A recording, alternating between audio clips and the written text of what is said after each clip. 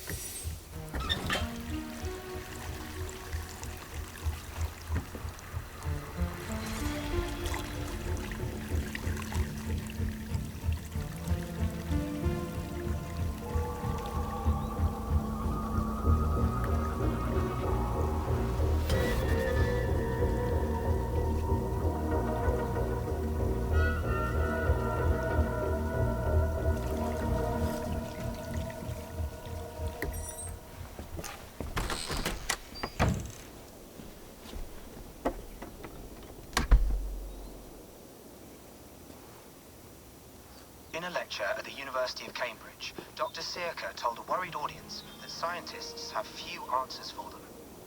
Since the mass coronal ejection of 2012, the strength of the Earth's magnetic field has increased by a factor of 50,000.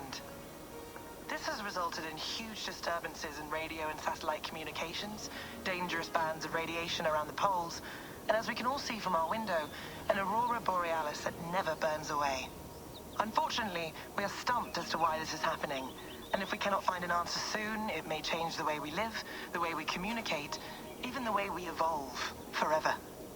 Dr. Sirka went on to say, Bought you more electrolytes? Oh, new and improved citrus flavor. Thanks, Sean.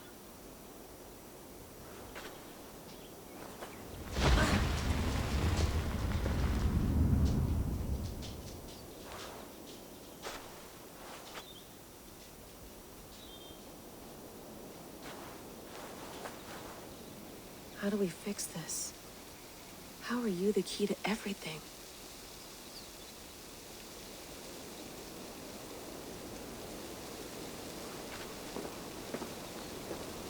You're a long way from home, Eivor.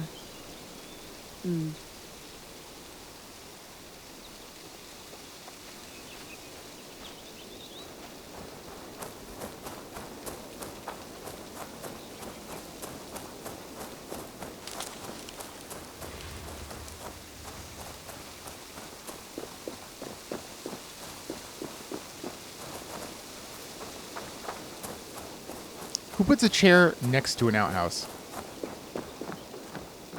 Oof. I'd rather walk into town than use this.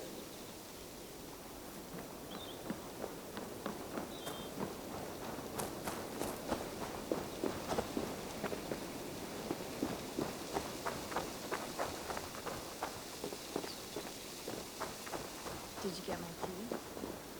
Some quality stuff here.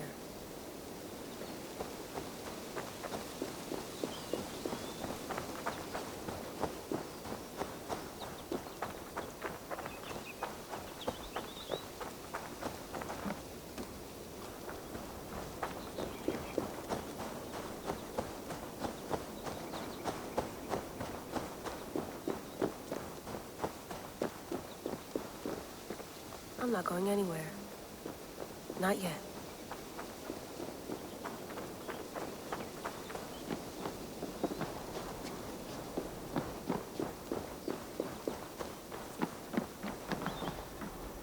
Would love to play around, but I have bigger things on my mind.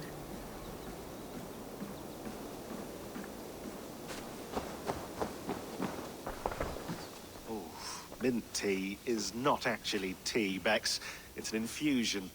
It's really just dirty, minty water. I don't care what you call it, Sean. Did you buy any? Of course I did, love. Hey, sorry about pulling you out. The generator was sputtering. That's fine. I needed air. How is the Animus data stream? Comfortable? Felt pretty stable after a while. Good. Just give me a sec and you can jump back in.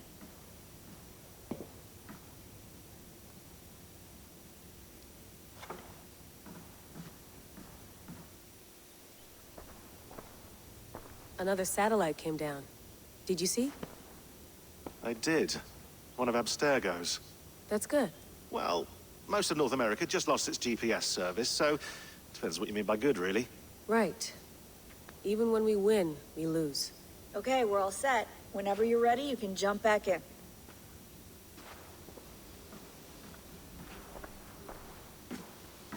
You mind if I put some music on? Go for it. Cool.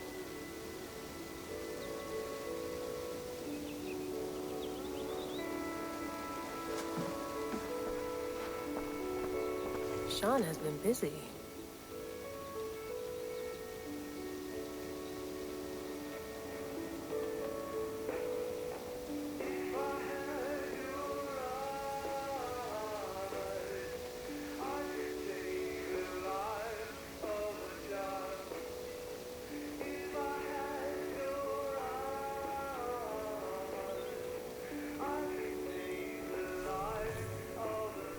Hello, Layla. Sean, what do you make of the grave out there? Well, it overturns a few hundred years of scholarship about the first Europeans to set foot in North America. Apart from that, it's just a bunch of muddy bones, isn't it? Can we talk about this thing on my neck for a second? Ah, the mood stabilizer. Yes. It's not harmful, is it? I mean, I feel good, but I want to make sure there's no side effects. There shouldn't be. It's only blocking outside signals, a passive effect. So the staff doesn't, you know, mess with you. Sean, what happened last year, I had no control over that. I tried to resist. I understand.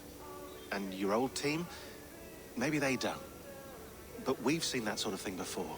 Still, if you want to work with us and get to the bottom of why the world is about to end for the second time in 8 years, then you wear that thing until we say otherwise. William's orders. I know. It's not a problem. It's just a few more weeks, yeah? Just until we figure this out. You're right. I know you're right.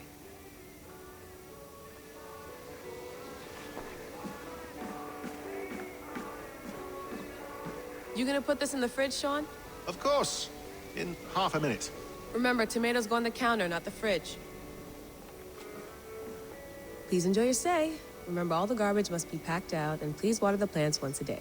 Yeah, I won't remember that. Sean, don't forget to water the plants while I'm under, okay? I'll add it to the calendar and tattoo it on my leg.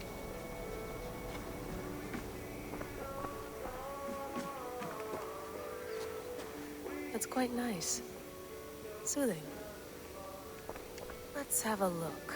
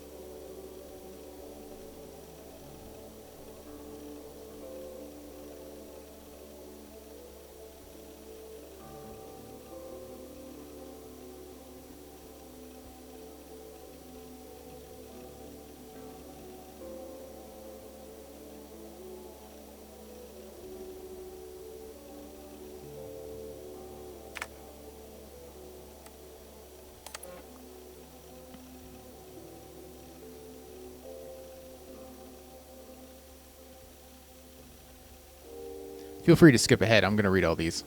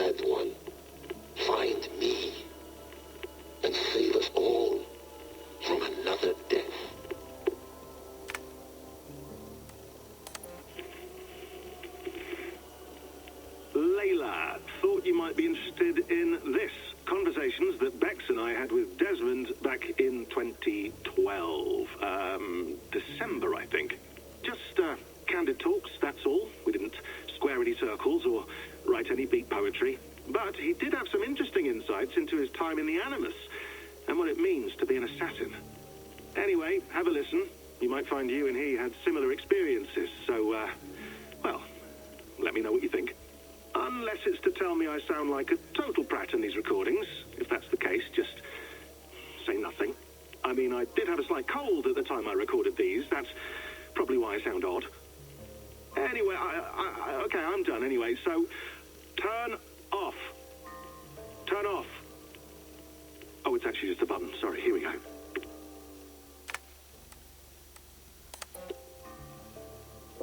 No, come on, Sean.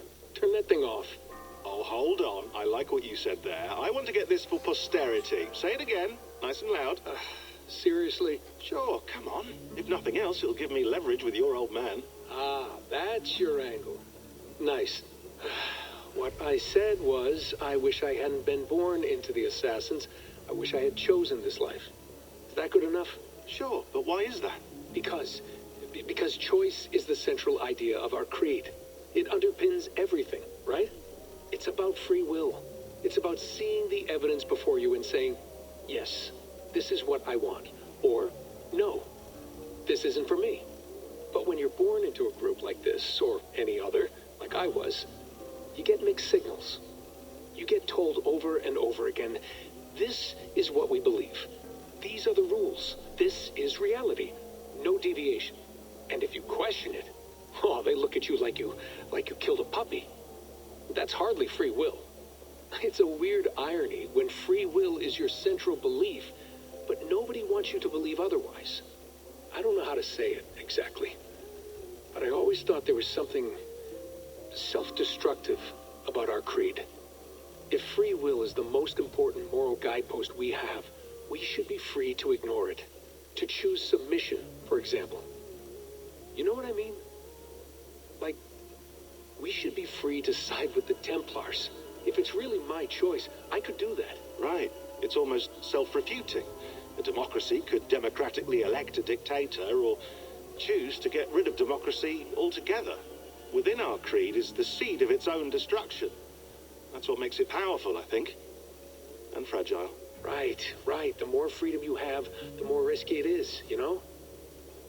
Anyway, my dad has mellowed over the years, but he was strict when we lived on the farm. He ran a tight ship. I never got the impression that I was free to choose my path forward. Our creed, our tenets, they were drilled into my head. By the time I was a teenager, I was following these rules out of a sense of duty. This was just what we did. That happens to a lot of organizations over time. Stagnation sets in, you know? A fundamentalism. Yeah.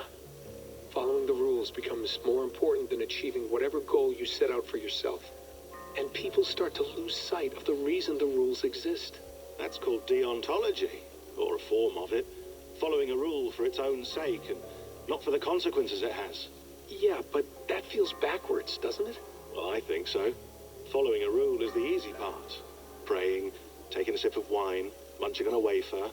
Rituals that give comfort. But that's just going through the motions. It makes people feel like they're doing something. When the hard work is, well, actually getting off your ass and doing something productive. I think people just want boundaries. Tight boundaries. They want to see the four walls that pen them in. I don't disagree. Anything outside that, anything that makes life more complex, that's scary. That's why I envy you. You chose this life. You went through that process, and you decided, yes, I believe in this. Sure. It didn't stop me from being an insufferable know-it-all as a teenager, but I see your point. I would have loved to have been a know-it-all. I knew nothing. Not until you guys found me. Yeah. It wasn't until I met you, and Bex and Lucy, that I knew. I knew I wanted to be an assassin. Oh, thanks, Des. Come here. Bring it in, bud. I don't normally like touching, but I'll make an exception now. I am not hugging you. You sure? Because I smell very nice today. Can you just turn that off?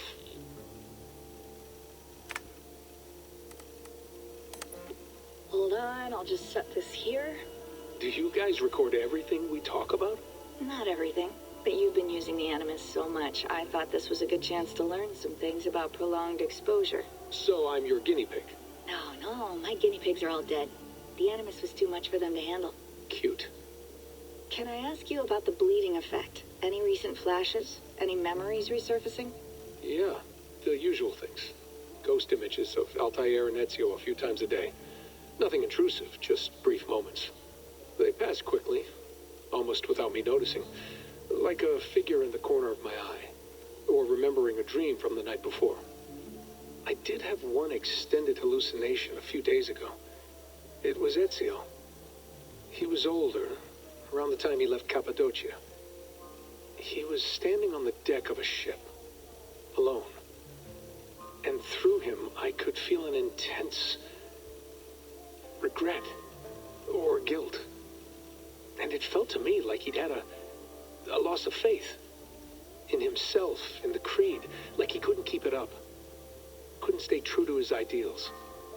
And as I watched him, I thought, is this the moment he decided he was done being an assassin? It felt like it.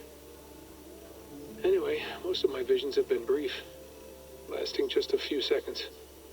They're like complete memories of small moments that appear suddenly out of nowhere, fully formed. It's a strange feeling. Okay, anything else? I'm starting to see Connor now, too.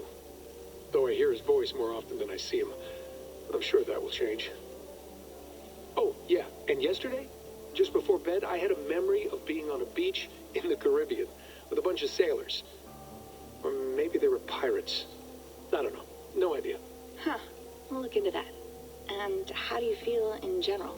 In general? Well, I feel older, for one. Much older. And it's strangely comforting. I'm collecting the memories and skills and thoughts of so many people. I feel like I've lived a few hundred years or more. Is it possible that if I do this for too long, it'll push my own memories aside? That I'll be everyone but myself after a while? It's possible. That's called identity substitution. It's happened before, but it's rare. And someone with your background shouldn't need to worry. My background? You mean someone with my genes? My abilities? You have Isu DNA, and that lets you see things and do things and withstand traumas that other people can't. And I can suffer in ways that others can't. That's not something to be proud of. You mean the apple? Yeah. It has a pull, Bex. It tugs at my brain. It talks to me. Teases me. Drives me mad. And what I did to Lucy. God damn it. Nothing is worth the damage I did. The pain I caused. I know. But you're special. That's the point. I'm not special, Bex. I'm lucky. That's all. I understand. We're assassins. It's our creed that makes us different, not our genes, not our blood. Anyone can join us. That's true. But let's leave that aside for a second. What I want to know is, have you ever had any Isu memories resurface? Isu memories? I don't think so. I can't even begin to imagine what that would feel like.